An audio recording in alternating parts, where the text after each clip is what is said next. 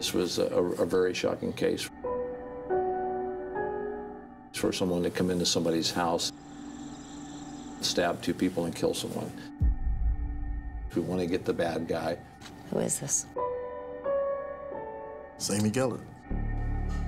The Gellert case is one that's kind of haunted us for 20 years now. The biggest problem I think we have is really trying to figure out why it happened.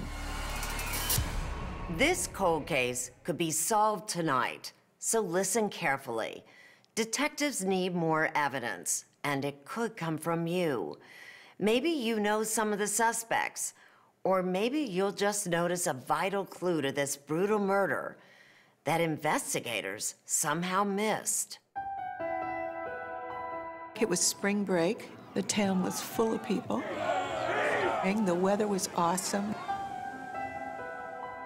Well, on March 20th, 1994, Amy Gellert and her parents attended a church service in Merritt Island. I see Amy at church, and she says, "I'll be home soon." We go home and we're early. The parents returned home. Unknown to them, there was an intruder in the residence. I see the man step into the room, and he's completely disguised. And then I saw that he had a dagger and a gun. Basically, we had to crawl through here on our hands and knees, and he took us to this area right here. He was pacing. He was going out this door here. They had offered money, they had offered cars. They made all these offerings just to kind of get rid of him. Why remain there? Why keep looking out? I sensed, and Bob sensed, that he was waiting for a ride. And I saw the lights coming down the driveway. He panicked. Something switched in him, and he just lost it. First, he slices me across here. He stabbed me here, and he starts stabbing me in my neck. And it's going in so deep, I can feel the bones crunching. That sound of my bones. To this day, 20 years later, I can hear those bones crunch. Do you think he thought he had killed you? Mm-hmm. Yeah.